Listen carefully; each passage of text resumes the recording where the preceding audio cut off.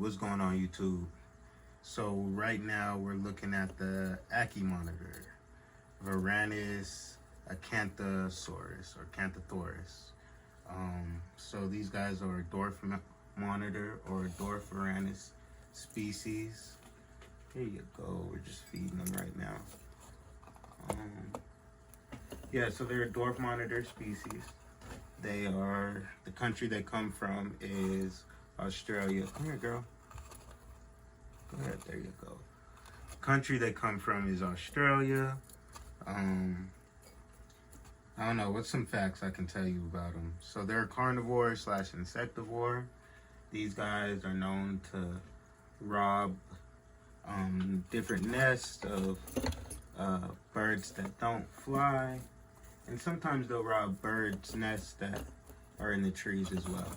So they are a semi-arboreal species. They're diurnal by activities. So if you ever worry about your Ackie monitor, they're going to be active during the day.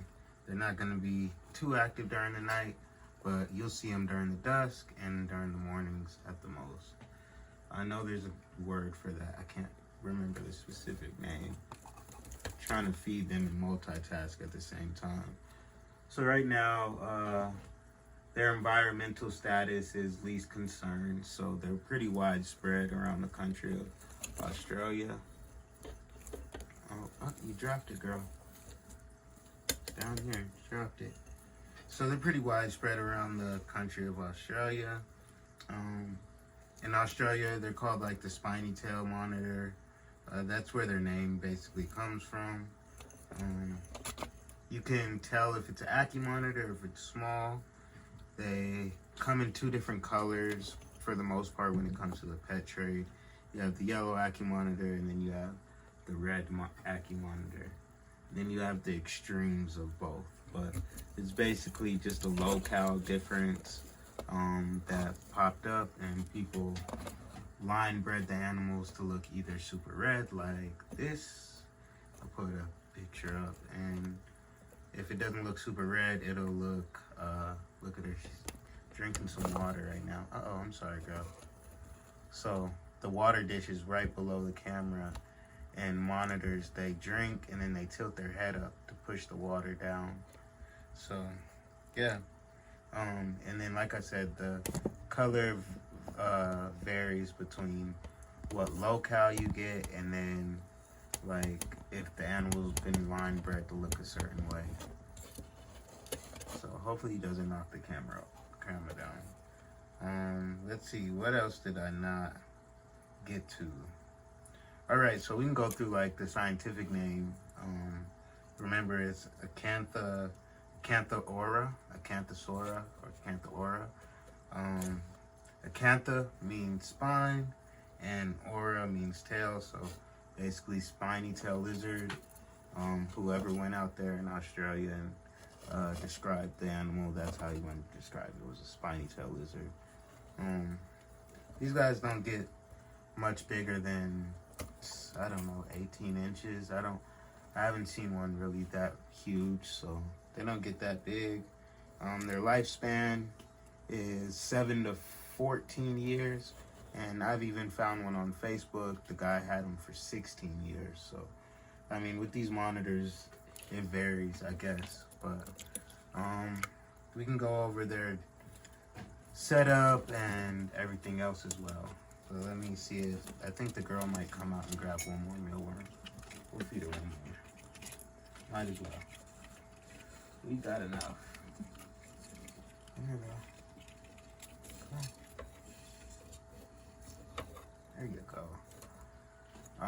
So yeah, she's a rescue, so she's missing a lot of toes and stuff like that. But other than that, she's a great gecko. I mean, I was gonna call her a gecko. She's a great monitor. She's skittish right now, but she's getting better. Here, can you get to it? I'll just drop it right there. She's skittish right now, but she's getting better. They're in a 40-gallon breeder at the moment. He is also ex-rescue, so he had gout and whatnot. Bought him, rescued him, and he's doing a whole lot better. He uses the whole enclosure now. She barely uses the whole enclosure. She'll use like a little bit of the enclosure. In a second, I'll get some more shots of the other angles and stuff of the tank. But basically, they go from living in here to living outside in an outdoor world when it's hot, so that they can get natural light and enrichment in the outdoor world. And then the female also goes down to her single enclosure, and I let her just kick it by herself every once in a while. So she'll stay down there for a couple months and then come back up here when she's acting all lonely or wants to be around the male. Uh-oh, I scared her. But this is an enclosure, y'all. If you can see, just got a basking platform up there for him. 250 watt, I think that is. It's the big vapor sun bulb. So I'll show y'all a quick overview of their enclosure. Like I said, the female goes from this enclosure down to her own 40 gallon. But she gets super depressed and stops eating when I take her away from the male. So she spends a lot of time up here too. Put this back up there. But yeah, they got a basking perch right here. A lot of logs. These are pretty good sized animals, but you don't see them because how many hides and how intentional I made the enclosure. So there's definitely different different topography, so they can go all the way down here. It's a deep soil bed, so sometimes the female has a burrow. Well, she has a burrow in here, so sometimes she goes in there. We got UVB, and then the heat bulb is also UVB as well. It's a vapor sun. On this side, we got a really big tub that just got a hole in it, and it serves as another burrow or another hide. And then a gourd that serves as another hide as well, and this is the place that they can climb up on. But yeah, big thing with the Ackie monitors is just making sure they have enough hides and visual blocks if you keep them together. And then the male, and like I said, you want to have them in at least 120 gallon, but 40 gallon breeders are good as well. Some people will be like, oh no, that's horrible, you can't do that. I beg to differ, especially depends on your animals. These are both rescue Ackies. The male had extreme gout when I got him, and he would only use one side of the enclosure just because his arthritis and his bones were so bad. But yeah, so if you can, get 120 gallon or get even bigger. But if you have an animal, like in my case, that doesn't need all the space, doesn't use all the space. But yeah, y'all, that was just a quick update on the Ackie monitors. Yeah, they're still hiding right now. It's pretty much early in the morning. But I wanted to feed them, show y'all their enclosure. It's pretty cool. Make sure you hit like if you like the video.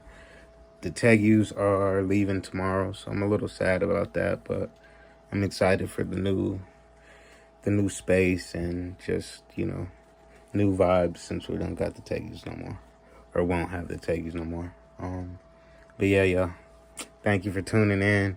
I'll see y'all in about 2 days. Peace.